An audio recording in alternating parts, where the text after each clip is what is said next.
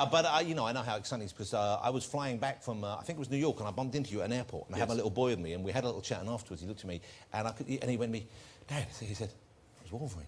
I went, yeah. And you can see, immediately, I was 100% cooler, just for having known you. That's the least I can do. Yeah, yeah. Actually, my boy doesn't talk to me about it. About Wolverine? No, Oscar doesn't talk to me much, but he's very kind of quiet, but I overheard him talking to these 14-year-old girls. He's only 8. Yeah. He walks over to these girls, he goes, hey, you know, my dad is Wolverine. Oh. And I can hear him. And I'm sort of looking, and he looks over at me, and he's pointing. He goes, yeah, the guy over there. He's looking at the girl, and he comes over, and he goes, Dad, they're hot chicks, aren't they? I said, they're 14. I cannot be commenting on them. That's fabulous. They're very lovely girls. I've been out with my kids, and I've heard him denying he knows anything about me. I'm sure that's coming. That's not my dad, honestly. No, he's kidnapped me. Call help now. OK, no, I saw you do the Oscars, and that must have been a terrible thing. And you did a fabulous job. Thank you, mate. I imagine the pressure building up to that, the weeks before that, must have been pretty intense. My favourite moment of the Oscars is about a minute before, there was this guy called Valdez, stage manager. He's been doing it for 20 years, and he's like, yo, Mr. Jackman, come on, 2 minutes, a minute and a half, a minute, 30 seconds. And right at 30 seconds, I'm looking out, I see Meryl Streep or Brad, and I feel the first little wave of flight. He goes, yo, Mr. Jackman, turn around, he goes, give me 5 like this. And he goes, you're about to host the Oscars, dude. There's 1 billion people watching. Good luck, you're on. And if you see the tape of me, I actually laugh as I went out. It was the best thing I could have heard. But I watched the opening thing, and it's so tricky a job to get it right. You came up with some great jobs, and then you went in that big song and dance number. Yeah. And I don't know how many people saw it here. It was very funny. That's part from the beginning. You singing, you got Anne Hathaway, the beautiful Anne Hathaway out of the audience. She sings with you. And believe it or not, they're doing the movie Frost Nixon in that scene. So it was a very funny scene. And then you went into the very funny routine based on the movie The Reader. Yes. Which was just cracked me up. It was hilarious. Me too. And I got the feeling that was when you relaxed. It looked to me like you really relaxed when you got into that part. There was a moment during that where I thought I was going to crack up laugh. I don't know. The guys, these fantastic guys helped me write it, and I always found it funny. So you sing there, you sing for these guys, and you sang with Beyonce later on. It's a tough gig, isn't it? Wow. Yeah, it was fantastic. That woman is so incredibly talented, so incredibly nice, and yeah, it'd be worth doing all over again just for that. Well, that's what I'm going to ask you. Are you going to do it again next year? Because I know that they were worried about who was going to do it and whether they could get it right, and they've tried a few hosts that didn't quite work for them. This year, I know you did it. Everyone seemed to think you did a great job. The viewing figures went up this year, so yeah. I'm assuming they'll ask you again. Are you going to say They yes? haven't asked, so I don't know. And I'm pretty sure there are in fact, I know there are other people who asked before me, so they might go back. Who knows? No, they'll ask you again. But if they do ask... But can I just tell you, the great thing about hosting the Oscars... Now, you host these shows, the BAFTAs, and you do all this sort of stuff. Very, very well. Very well. Very The best thing about doing the Oscars, and they tell you at the first production meeting, is whoever you've ever wanted to call and ask for help, if you want Scorsese or Spielberg, you call them and say, I'm hosting the Oscars, can you give me a hand? They'll do it. And my producing partner, John Palermo, said to me, he goes, man, you're a huge Ricky Gervais fan, so ring him up. I said, I never met the guy. I'm just a fan like anybody. So I rang him up, right?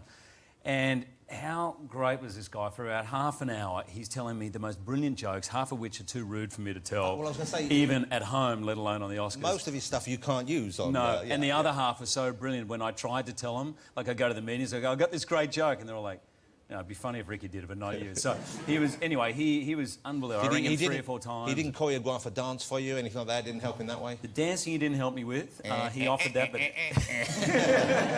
But, man, he's a prince, that guy, and I'll never forget it. Now, Hugh was recently in a big, epic movie, Australia, which I haven't seen yet. I've got it because I'm going to enjoy it on Blu-ray because I know it's a beautiful looking movie. Great. But a big epic. It's a sporting epic, and it's... We shot it for almost a year, and it was one of the great years of my life. I'll never forget it. It was fantastic. I mean, we were in the middle of nowhere on a property the size of Belgium, and I was living out on the property. So my son came out and lived with me for 7 weeks. The poor kid is never going to want to go to school again. I mean, he was up, he did about an hour of classes, and then went out with all the other Aboriginal kids that were there, and was this one of those witchetty grubs. And was this one of those parts where it's improbably hot in Australia? Very hot. So it was too hot, or it was tolerable? At times it was too hot. I did faint on the first day, but not a great thing as a leading man. Wow. It's not the coolest thing when you're out there with the real... How hot does it have to be then to get? Well, it was about... I remember that day was about 56 degrees.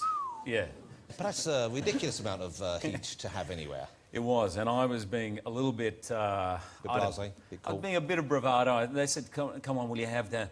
Put the umbrella over your head. I was like, I can't put the umbrella over my head. Come on, I'm here on the horse, and how long will it be? 5 minutes. Well, an hour later, I felt this hand in my back, And I was like, mate, I'm all right. And he goes, no, you're not. You're at a 45-degree angle to the horse. And the guy's like holding me like this. I'm like, okay, maybe I'm not all right. So That's scary, though, isn't it? yeah. But you were, I mean, you're about as fit as you can be in that movie in Wolverine. I don't know if anyone's seen Hugh Jackman's chest recently, but it's the size of 2 or 3 people's chests.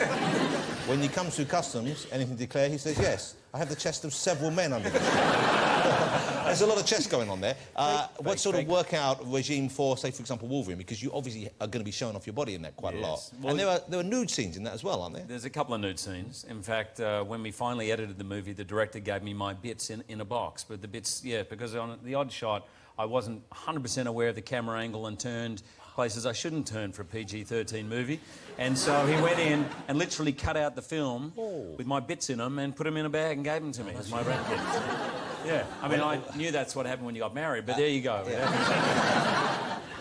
Let me ask you about being in Australia. You're making the movie Australia, out there now. But can I just, you know, when you're out there, I don't know if you've ever played any of the native instruments, the music that goes back in the roots of Australian history. But he also occasionally whips out his Digeridoo, and I wondered if you've ever tried to play one of those things, because we have one here. Yeah, I've had a bit of a muck around with one. Yeah, well, if you get the same way, you have to do this thing called circular breathing. Yes. Okay, I don't know if anyone's... would you give it a go first? I'll give it a go. It's quite hard. Okay, sure, give it a go. Okay. Okay, this is Hugh Jackman attempting the Didgeridoo for us here. Before you start... Yes, mate. I will point out... Do you want to smoke? I have practiced and I'm pretty good at the Didgeridoo, so I'm going to have a go afterwards. Really? So 2 things. 1 is prepare to get blown away. 2 Okay. is don't spit all over me end. Not the first time I've had to say that to Hugh Jackman.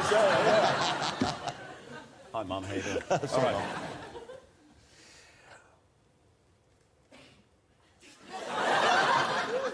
Give it a go. It's been a while. Get it. Yeah.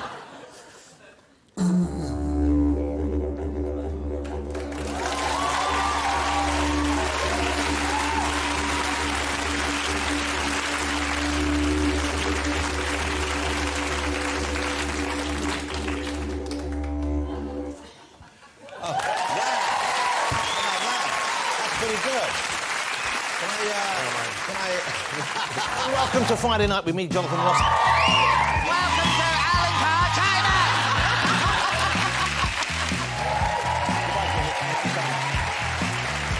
Oh, Jesus. Oh, I'm just being nice. Oh. Don't patronise me, Alicia.